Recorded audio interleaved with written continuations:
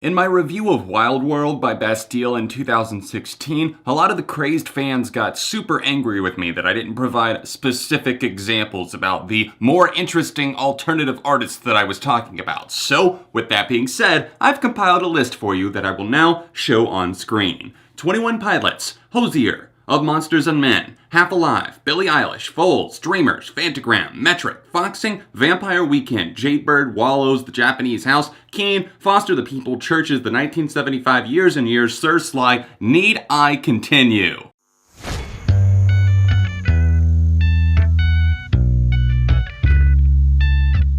What's up everyone, welcome back to ARTV. My name is John and it's time for a review of the third studio album Doom Days by the British band Bastille. You guys are never happy with me when it comes to Bastille, but again, I'm never here to validate anyone's opinions and I'm not afraid to speak my mind when it comes to this band. For me, Bastille have always been that alternative type band, an indie pop influenced alternative band that are a bit like being forced to sit in the corner, a punishment from a parent or teacher, and look at the wall. And you're just kind of waiting for it to be over. Occasionally, maybe you'll see something or hear something that'll make you prick up your ears and you're like, oh, okay, that was kind of a cool song. But outside a lot of the singles from Bastille, I have just never gotten what the hype was. Why do people flock to them? There's no real emotional resonance that I can find within them. I can't find anything vocally or musically that unique that I couldn't get from another artist like some of the ones that I listed at the beginning of this video. Again, they just kind of seem like they're there.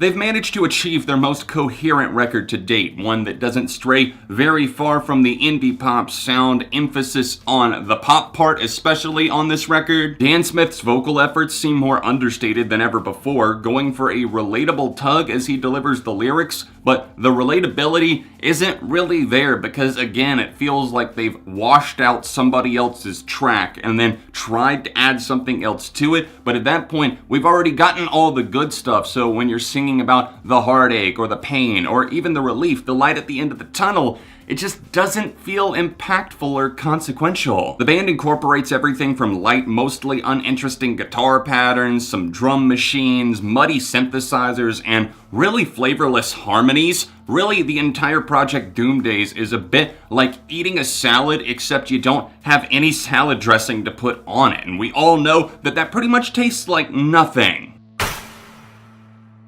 I don't want you to think that I think that this is the worst thing ever, that it's all doom and gloom. This record certainly has a few things that I suppose it does right. I think that it kind of has a gaudy concept that they somewhat do justice to. I like the idea of something moving as the night goes on and we get midnight. It's a little bit on the nose, especially that. There's a track called 4 a.m. and he's kind of constantly referencing what time it is. It's a little bit like that friend at the bar, like, you know it's 2:15, right? We have to get home at 3 p.m. But no, I do like the idea, the thought process of starting off a night and you know that it's going to possibly be a good night, and then you have a little bit of a mental breakdown. You're starting to overthink things. I think that Doom Days, the title track here, is one of the best tracks as it kind of goes through all of these train thoughts of process. And then by the end of the record, we're going through some very tumultuous times, but we get to the light at the end of the tunnel and we see joy, an exuberant and very expressive track. If only there were more moments like that. The majority of this record, however, spends its time soul-searching, which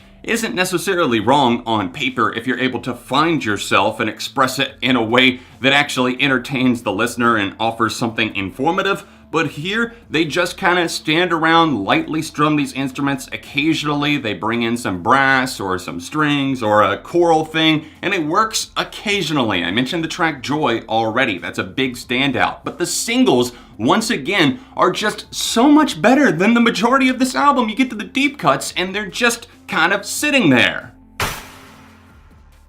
The first half of this record is certainly faster paced than its counterpart, but that does not inherently make it a good listen. I feel like some of the songs like The Waves have been done so many times before, and here the pacing of the track, you can just point and say, I know exactly what the song's gonna do here, and yep, it does that trope. And then we get to something like Million Pieces, and he's talking about his heart shattering and everything like that. It's like, come on, dude, we've heard this so many times and you're not even attempting to package it up and make it look like a shiny new thing. It's just like, oh, here, I wrapped up this recycling bin, have this. The squeaky clean Nocturnal Creatures gets extremely aggravating. We're nocturnal, we're nocturnal, we're nocturnal. Just knock it off, dude, please. Knock it off. Right after that, I get that 4 a.m. is supposed to sound apathetic, like this dude is just sitting at the bar just saying, here, my family, I don't know what's going on, and my life is directionless.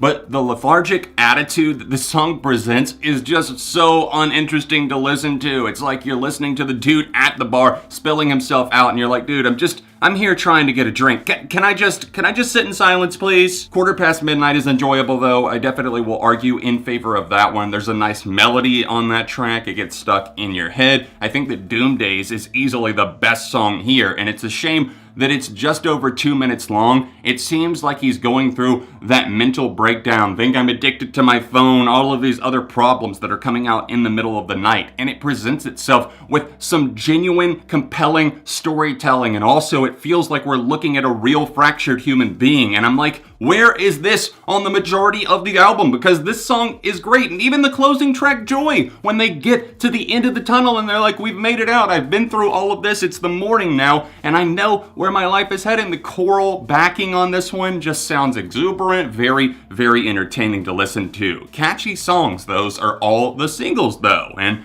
that's it.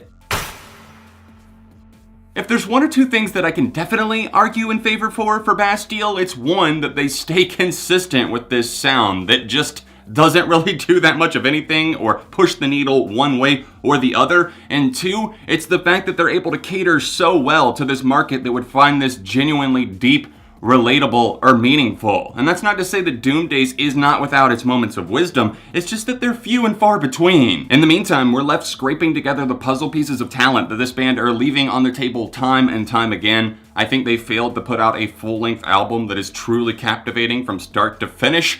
And this one I did enjoy slightly more than Wild World, but that doesn't say all of that much. I'm going to give this one a very, very light 2.5 out of 5. Thank you for watching to the end of the review. Drop a like on the video while you're here and subscribe for the love of music. Try not to get too mad. I just couldn't believe how angry the fans got with me for the last review. It's not that big of a deal. It's just a review. Anyways, guys, if you want to see my thoughts on Wild World, then tap the card right here or tap here for another recent alternative review. Socials can be found in the description, and I'll see you soon for more right here on ARTV.